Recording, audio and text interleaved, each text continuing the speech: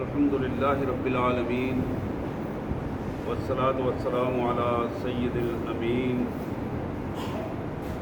أما بعد أعوذ بالله السميع العليم من الشيطان الرجيم بسم الله الرحمن الرحيم الذين يحملون العرش ومن حوله يسبحون بحمد ربهم ويؤمنون به ويستغفرون للذين آمنوا ربنا وسعت كل شيء رحمة وعلما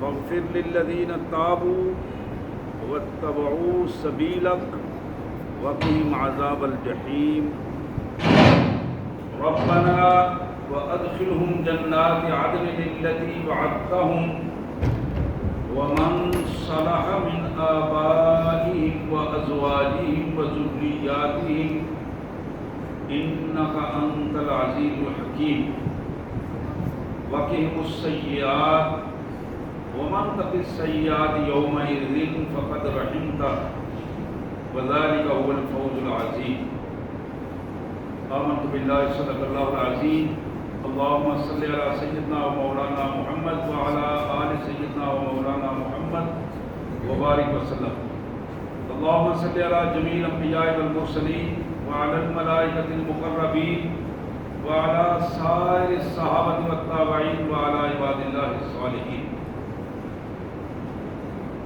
اللہ کے پاک کلام قرآن مجید میں یہ 24واں پارہ ہے اور سورہ مؤمن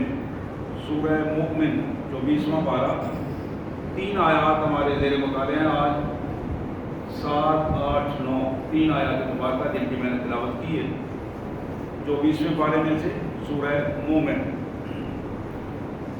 سب سے پہلے ان مبارک آیات کا سادہ سا ترجمہ اور مفہوم انشاءاللہ پھر اس کے پس منظر میں مختصر سی اللہ کے مبارک نام سے جو بڑا مہربان بہت زیادہ رحم کرنے والا ہے۔ الذین یحملون العرش ومن حولہ یسبحون بحمد ربہم ویؤمنون بہ ویستغفرون، وہ فرشتے جنہوں نے اللہ کے عرش عظیم کو اٹھایا ہوا ہے، حاملین عرش فرشتے، ومن حولہ اور ان فرشتوں کے علاوہ ان کے ارد گرد جو اللہ کی تسبیحات بیان کرنے والے فرشتے، یسبحون بحمد ربہم، اللہ کی تسبیحات بیان کر رہے ہیں اپنے پروردگار کی حمد کے ساتھ، وَيُؤْمِنُونَ بِهِ اور ہر آن اپنے ایمان کا اظہار کر رہے ہیں، وَيَسْتَغْفِرُونَ لِلَّذِينَ آمَنُوا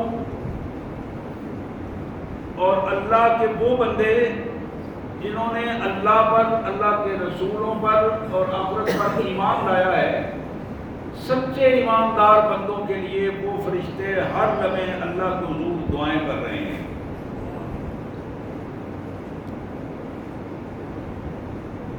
عرش عظیم کو اٹھانے والے فرشتے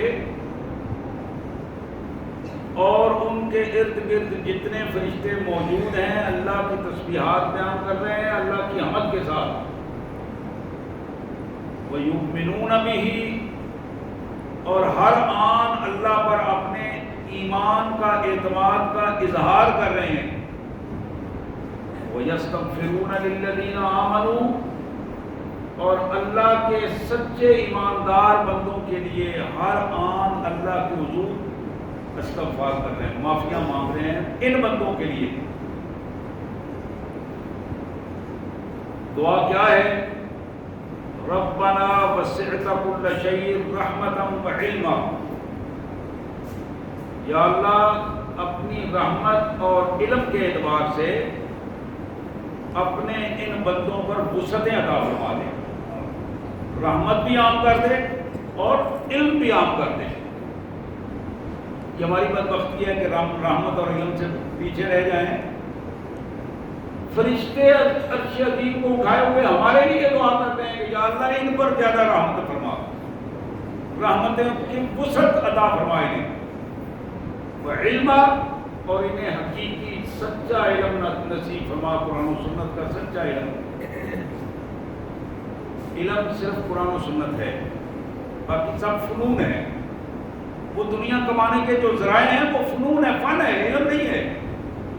علم کی بنیاد ہمیشہ جب سے دنیا ہے تب تک، اس سے پہلے اور آخر تک، اس کی بنیاد قرآن و سنت رہے گی۔ دو چیزوں کی دعا، یا اللہ ان پر رحمت وسیع فرما اور انہیں علم وسیع عطا فرما۔ دوسری دعا وہ کرتے ہیں فاغفر للذین تابوا، فاغفر للذین تابوا واتبعوا سبیلک۔ یا اللہ وہ تیرے بندے جو تیرے حضور اپنے گناہوں کو پیش کر کے توبہ کرتے ہیں، ان کی توبہ قبول فرما لے، ان کے گناہوں کو معاف کر دے۔ واتبعوا سبیلک، جو تیرے دین کے راستے پر چلنے والے، اتباع کرنے والے، تیرے دین کی راستے پر، مالک ان لوگوں کے گناہوں کو معاف فرما، ان کی غلطیوں سے درگزر فرما۔ وقہم عذاب الجحیم، یا اللہ انہیں جہنم کی بھڑکتی ہوئی آگ کے عذاب سے بچا لے۔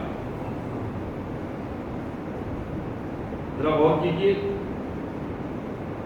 دعا کی آگے اور ہے، لیکن جو دعا کا حصہ ہم نے پڑھ لیا ہے، میں اس پہ پھر دوبارہ اس کو آپ کے سامنے رکھ رہا ہوں، ذرا غور کیجیے۔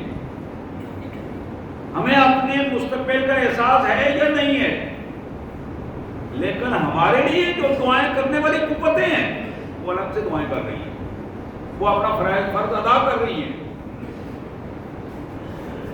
پہلی دعا کیا کی تھی؟ رحمت اور علم کی وسعتیں عطا فرما۔ دوسری دعا تھی کہ جن لوگوں نے تیرے حضور اپنے گناہوں کو پیش کر کے توبہ کر لی ہے، بار بار گناہوں سے معافی مانگ رہے ہیں، تیرے دین پر چلنے کا ارادہ رکھتے ہیں، اظہار کرتے ہیں، اتباع کر رہے ہیں، الہ العالمین ان کے گناہوں کو معاف فرما دے۔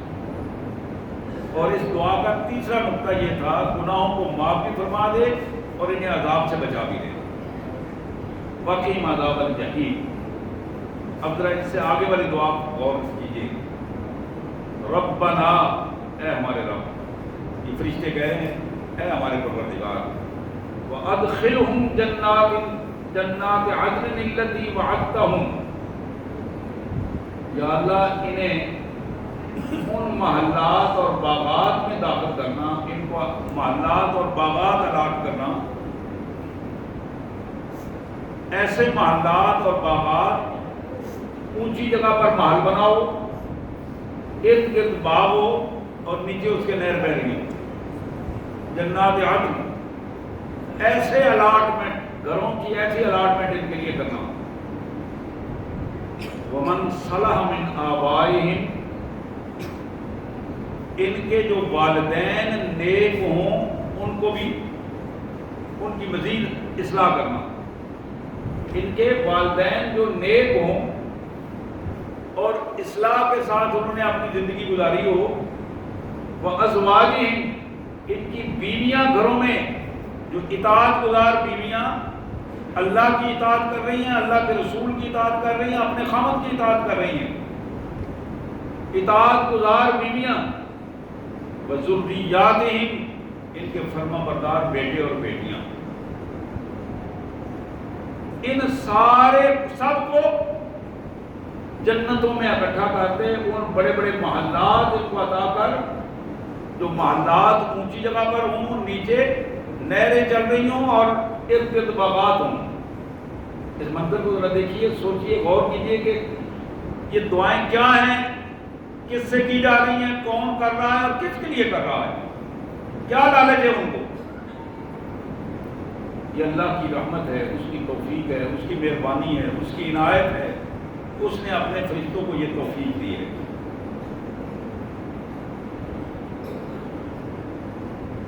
ربنا وادخلهم جنات عدن التي وعدتهم، اے اللہ تو نے جو ان سے وعدہ کیا ہے وہ جنتیں انہیں عطا کر، اور ان کے نیک ماں باپ کو، نیک اولاد کو، نیک بیویوں کو، اطاعت گزار بیویوں کو، ان کے ساتھ ان محلات میں ملا دے، پوری فیملیوں کو اکٹھا کر دے۔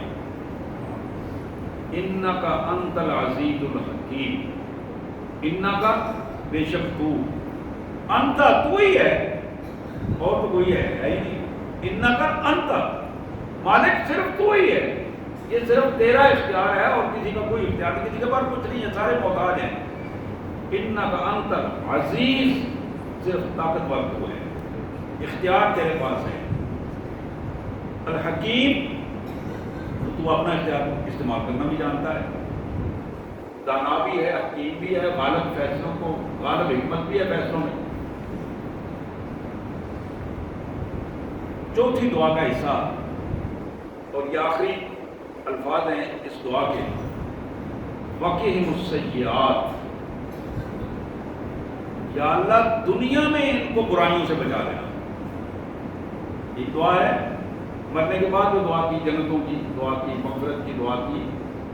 اب یہ دعا کا حصہ آخر میں وہ فرشتے یہ بھی دعا کرتے ہیں کہ یا اللہ دنیا میں یہ برائیوں کی طرف لپکیں گے انسان ہونے کی حیثیت سے، ان کو برائیوں سے بچانا، وقہم السیئات، برائیوں سے ان کی حفاظت کرنا، نافرمانیوں سے ان کی حفاظت کرنا۔ وَمَن تَقِ السَّيِّئَاتِ يَوْمَئِذٍ فَقَدْ رَحِمْتَهُ، اور یہ بات تیرا فیصلہ ہے، جو شخص نافرمانیوں سے بچا لیا گیا رحمت اس کو ملے گی۔ یہ جملہ بڑا اہم جملہ ہے، پوری ان آیات کا آخری جملہ ہے، اس پہ ذرا غور کیجیے۔ رحمت اسے ملے گی، علم اسے ملے گا، جنت اسے ملے گی۔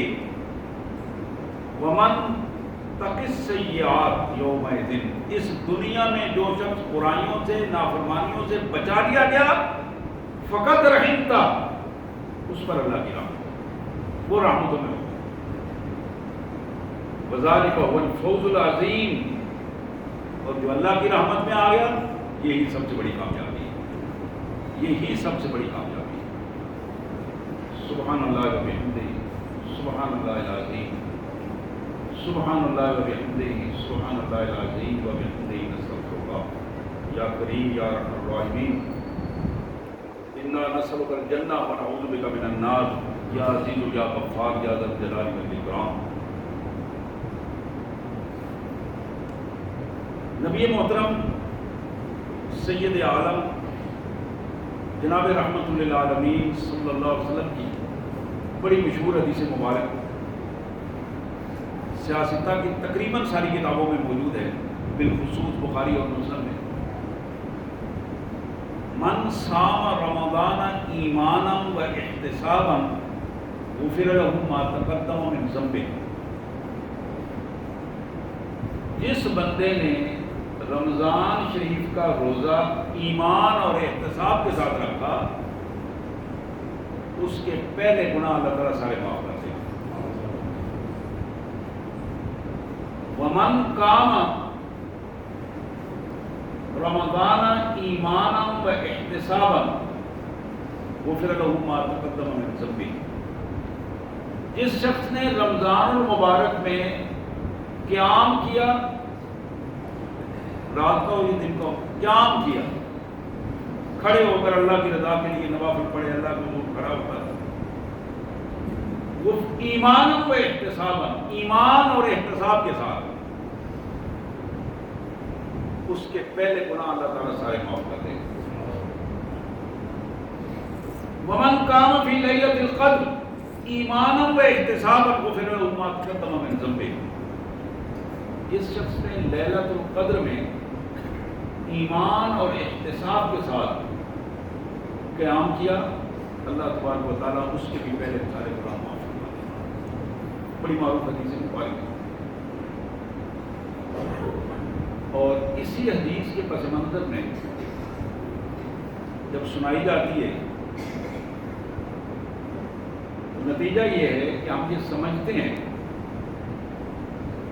کہ رمضان شریف باقی 11 ماہ تو گزر گئے، رمضان المبارک آ گیا ہے،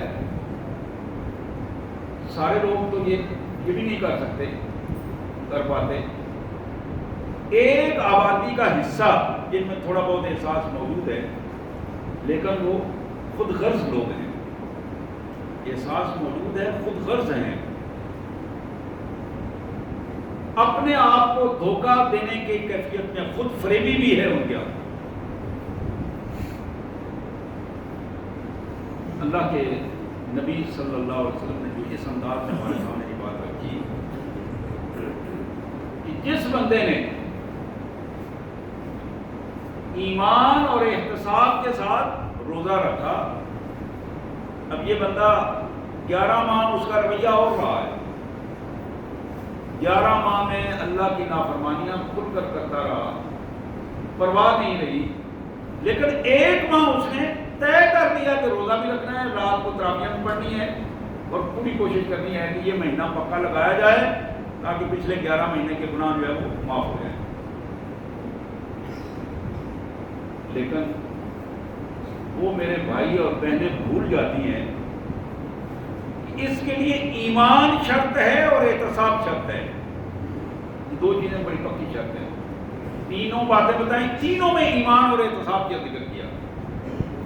ایمان لازم ہونی چاہیے، احتساب لازم ہونا چاہیے.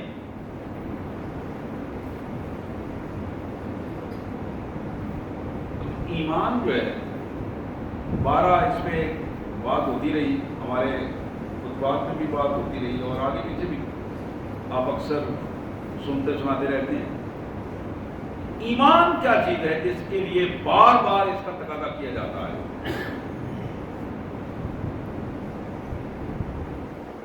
محمد کریم رؤوف الرحیم صلی اللہ علیہ وسلم کا فرمان ہے،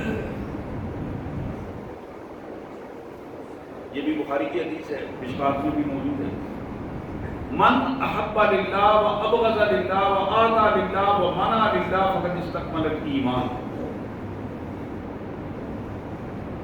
ایمان اس بندے کا مکمل ہوگا جس نے زبان سے اقرار کیا، زبان سے اقرار کر لیا، کلمہ طیبہ پڑھا، اقرار کیا زبان سے اقرار کرنے کے بعد احب للہ، جہاں جہاں اس کا کوئی تعلق بنا وہ صرف اللہ کے لیے تھا. سگے ماں باپ ہیں، خونی رشتہ ہے، ان کی اطاعت فرض ہے، لیکن اس فرض اطاعت کے ساتھ اس بندے کی نیت یہ ہے کہ میرا رب خوش ہو جائے. اطاعت فرض ہے، فرض ادا کر رہا ہے، لیکن اللہ کی خوشنودی اس میں بڑی اہم بات ہے. اس کو کہتے ہیں احتساب، یعنی جائزہ لے کر اللہ کی خوشنودی کی بات کرنا، اللہ سے ثواب کا طالب رہنا. نماز پڑھ رہا ہے، نماز پڑھتے ہوئے نماز میں اتنا استغراق ہے کہ اپنے اللہ کو راضی کرنا چاہ رہا ہے، بار بار آنکھوں میں آنسو آ رہا ہے، اللہ کو راضی کر رہا ہے، اور اللہ کے حضور بار بار اپنے گناہوں کو پیش کر رہا ہے، اور بغیر کہے ہوئے اس کے آنکھوں کے آنسو اللہ کے حضور ساری ارتاج پیش کر رہے ہیں. تو میں یہ عرض کر رہا تھا کہ یہ تصور بندہ مومن کے ذہن میں نہیں بیٹھنا چاہیے کہ محض ایک رات کا کھڑا ہونا، ایک رات کا قیام یا ایک مہینے کے روزے اور قیام بغیر درستگی کے، بغیر توبہ کیے، بغیر رویوں کو بدلنے کے بندہ سمجھے کہ میرا سارا ریکارڈ صاف ہو گیا، تو ایسے ریکارڈ صاف نہیں ہوتا.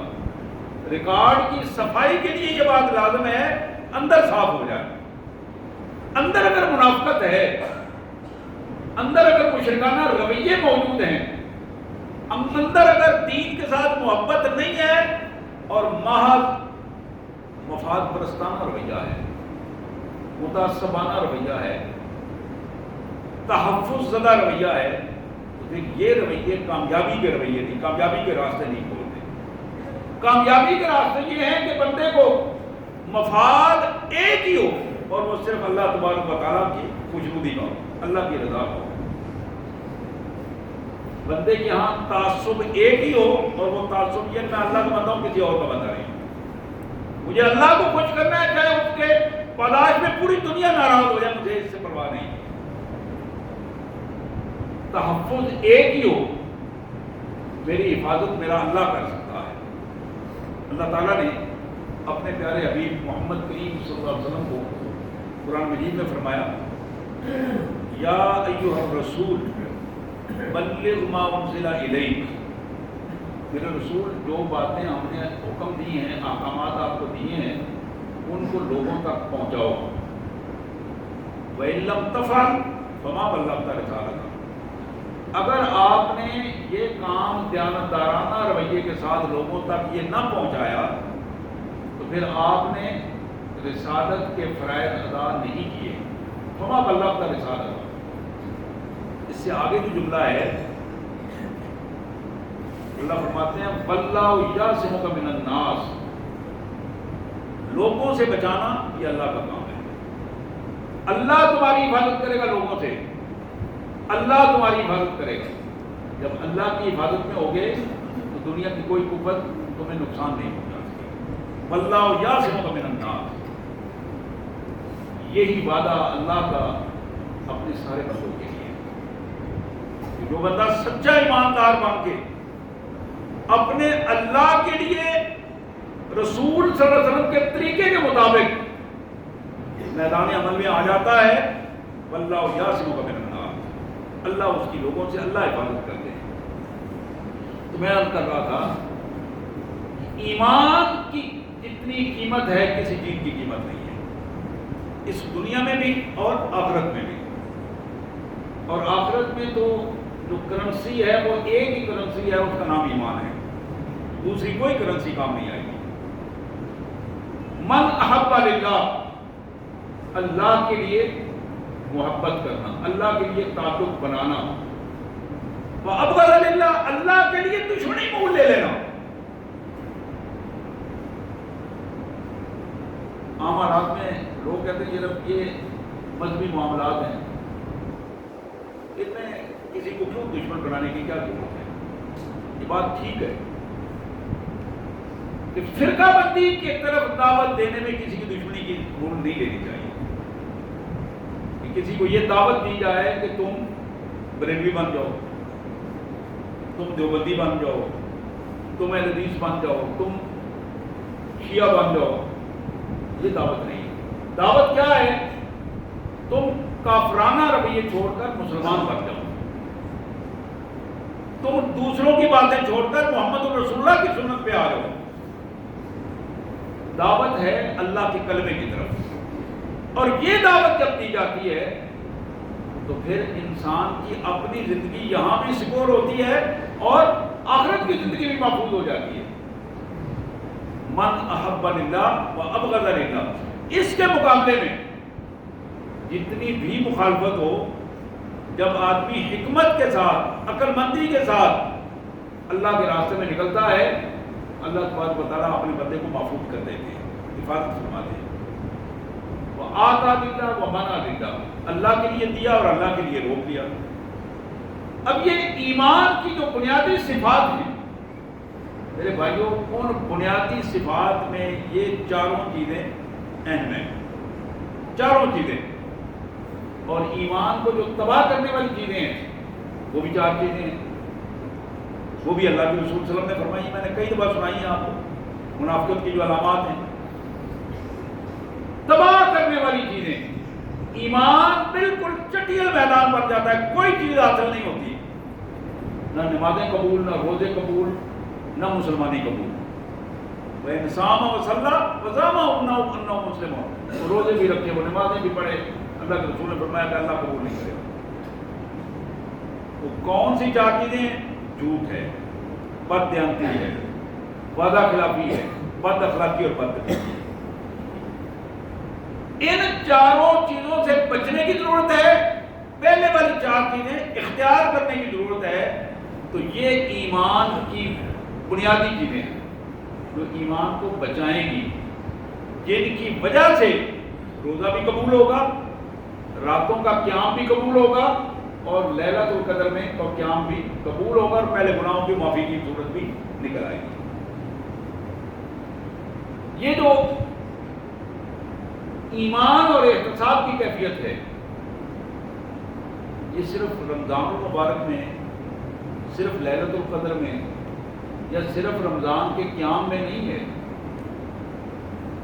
بندہ مومن کے لیے ہر لمحے اس کے ایمان کا تقاضا ہے کہ وہ اپنے ایمان کی حالت کا جائزہ لیتا رہے۔ میں اس وقت کہاں کھڑا ہوں، میں اس وقت کہاں کھڑا ہوں۔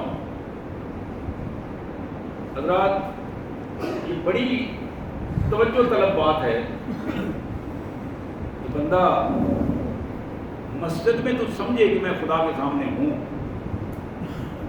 لیکن اپنے دفتر یا کاروبار میں جا کر ایسا منہمک ہو جائے کہ وہ اللہ کو وہاں پہچان نہ سکے کہ میرا اللہ بھی ہے یہاں، اللہ اسے بھول جائے۔ اور یہی وہ بنیادی وجہ ہے جو بیدارمی کا بندہ جہاں شکار ہوتا ہے کہ مسجد میں آ کر اس کو پورا احساس ہوتا ہے کہ میں اللہ کے گھر میں ہوں اور اللہ مجھے دیکھ رہا ہے، میری ہر حرکت کو دیکھ رہا ہے اور میں عبادت کے لیے آیا ہوں۔ میرے بھائیوں، یہ بھی عبادت ہے اور دکان پر بیٹھ کر رزق حلال کمانا بھی عبادت ہے۔ جس اللہ کے حضور یہ عبادت کی جا رہی ہے، اسی اللہ کے حضور وہ بھی عبادت کی جائے۔ رزق دینے والا وہ ہے، اس نے وہاں رزق دینا ہے، رزق کے ذرائع اس نے ہمارے سامنے بنا دیے۔